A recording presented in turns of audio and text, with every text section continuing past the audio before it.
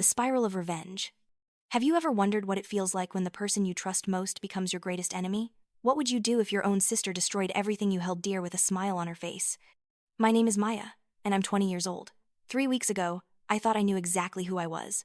I was engaged to Jack, a successful marketing executive.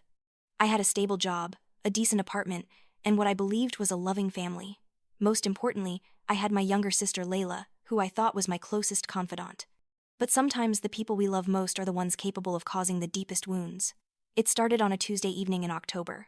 I had finished work early and decided to surprise Jack with his favorite takeout. We were supposed to meet at my apartment to discuss wedding details, but when I called him, he said he was running late and suggested I come to Layla's place instead. Nothing seemed unusual about that request.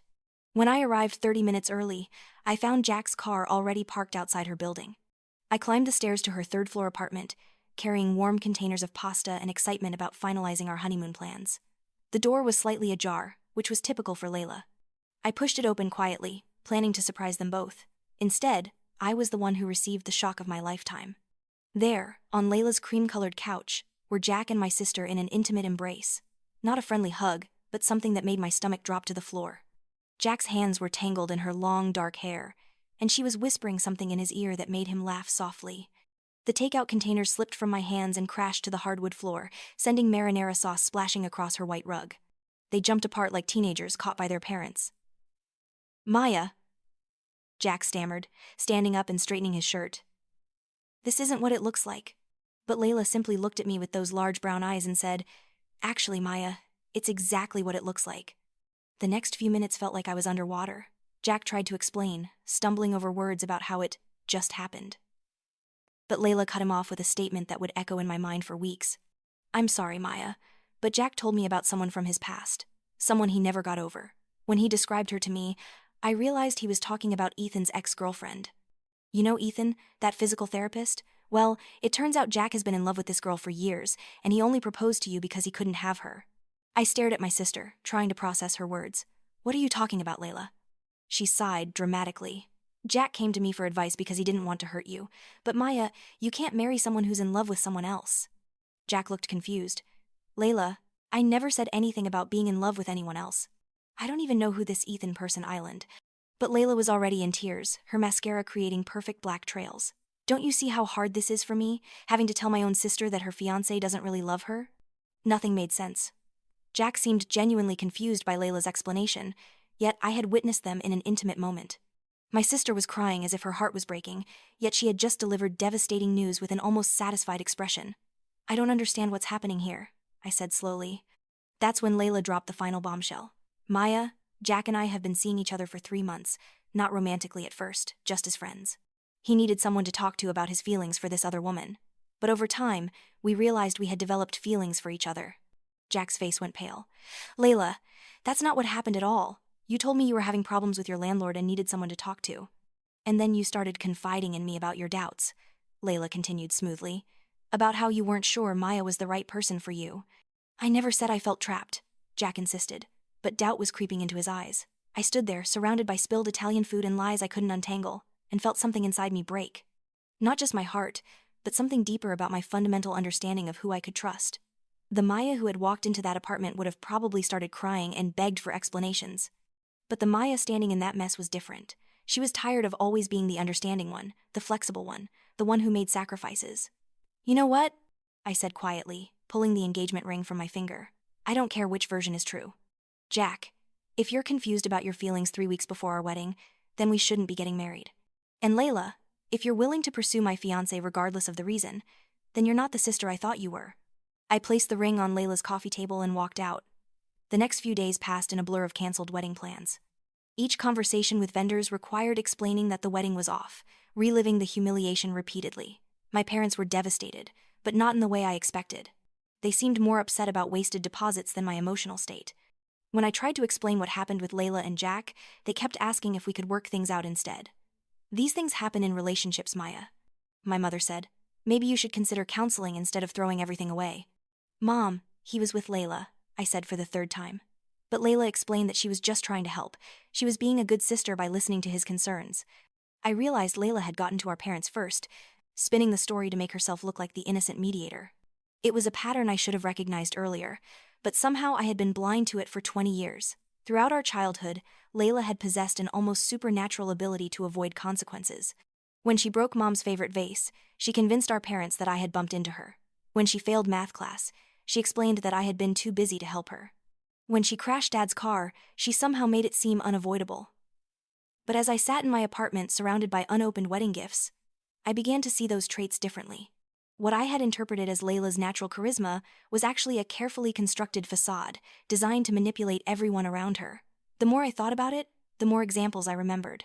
In middle school, when several friends suddenly stopped including me, I later discovered Layla had been telling them I was talking behind their backs. In high school, when I lost the lead role everyone expected me to get, I found out Layla had spread rumors about my supposed diva behavior. Each time, when confronted, Layla had convinced me these were misunderstandings or motivated by concern for my well-being. She was so convincing that I had actually apologized to her for doubting her intentions. 3 days after the confrontation, Layla showed up at my door with red-rimmed eyes and my favorite cookies. She looked genuinely remorseful. "Maya, I've been thinking about everything that happened," she began. "I need to be completely honest with you about something." She settled into my living room as if she belonged there.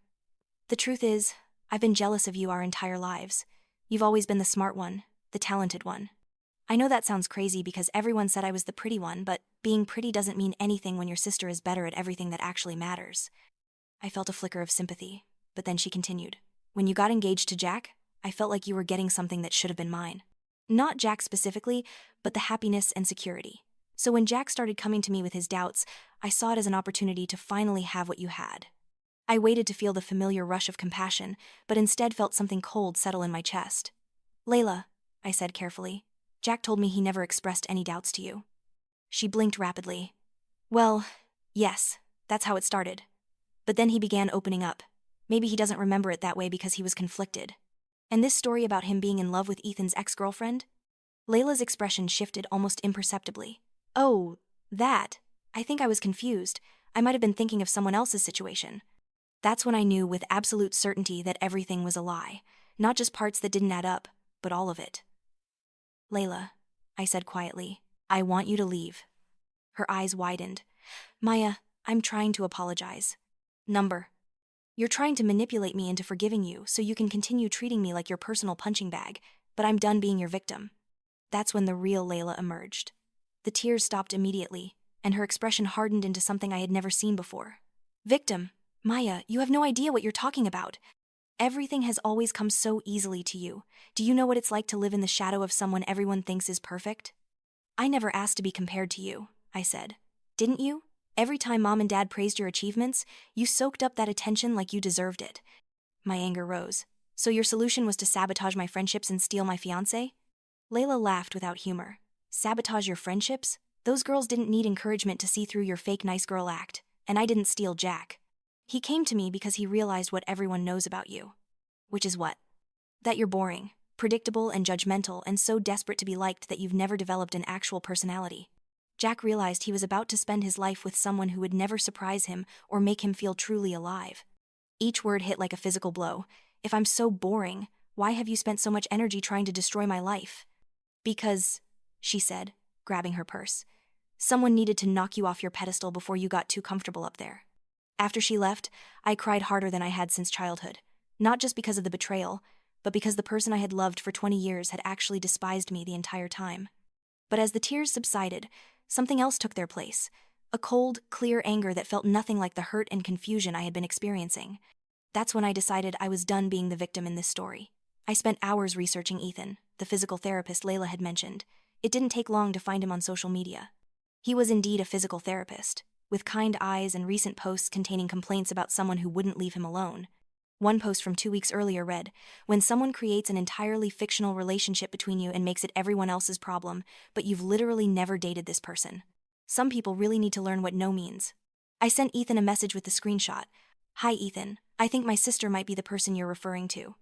Her name is Layla, and she recently told a story about you having an ex-girlfriend that my fiancé was supposedly in love with. I'm starting to think she's been lying about a lot of things. Would you be willing to talk?" He responded within an hour.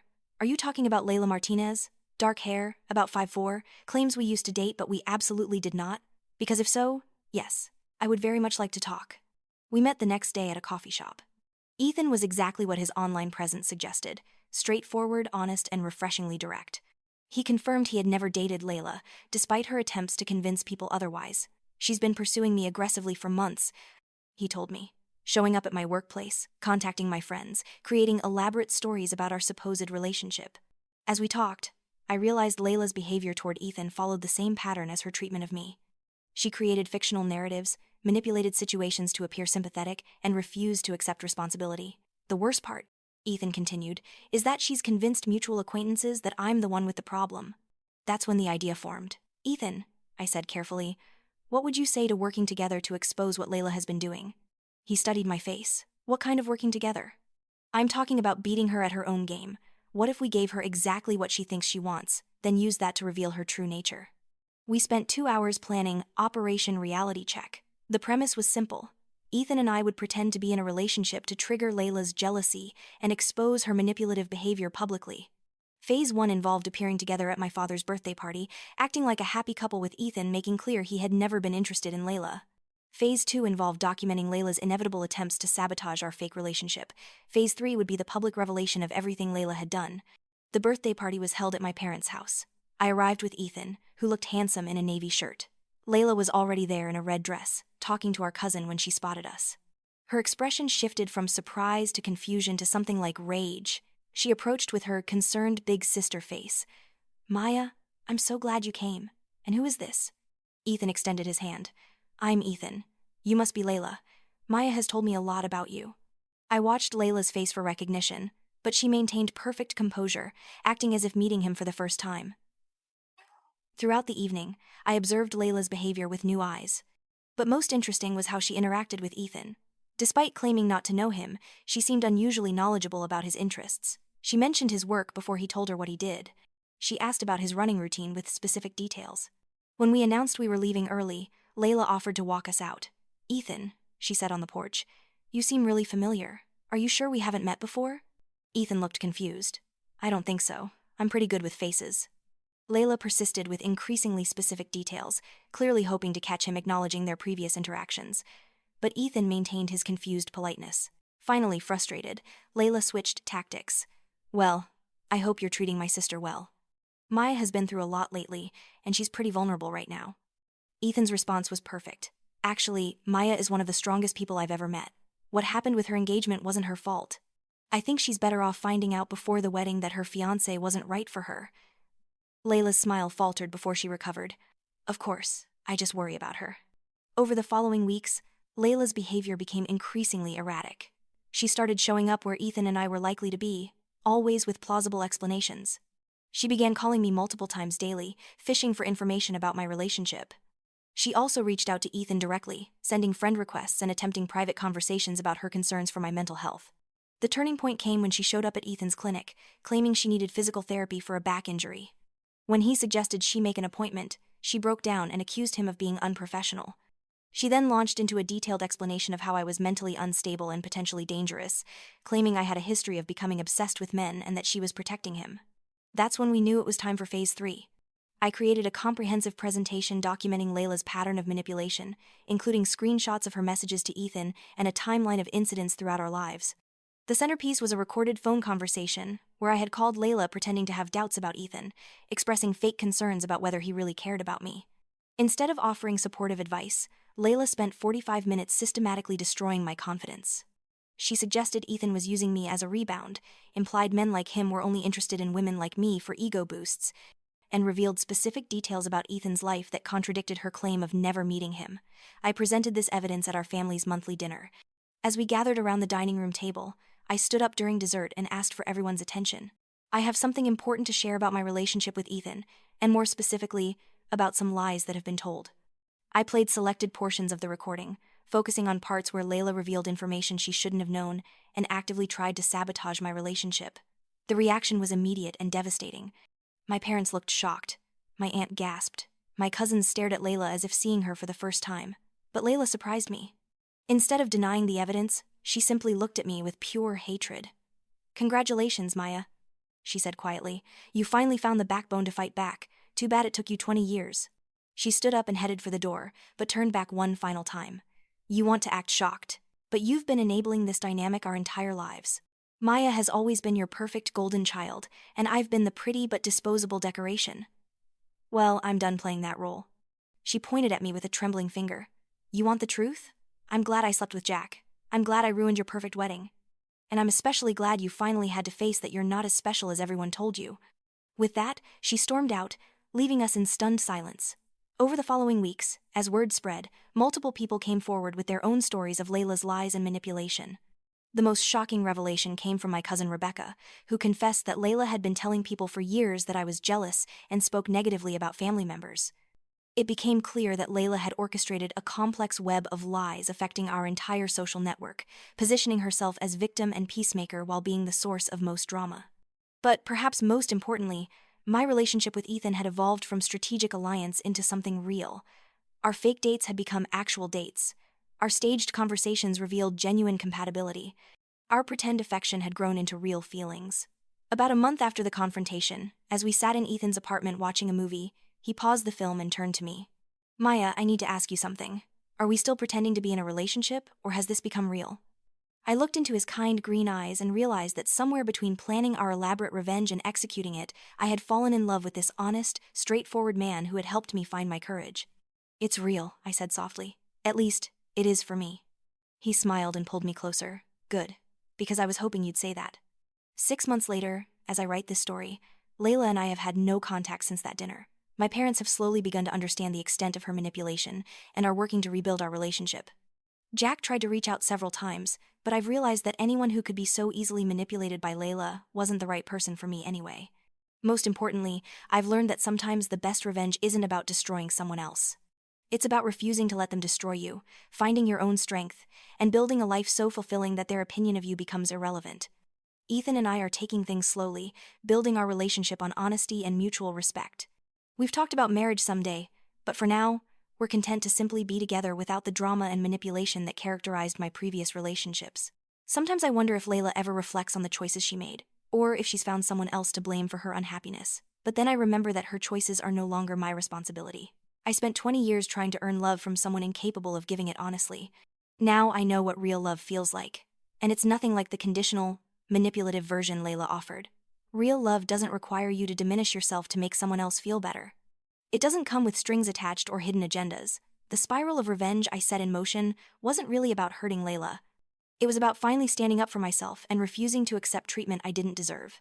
And in the end, that decision led me not just to justice, but to genuine happiness I never thought possible.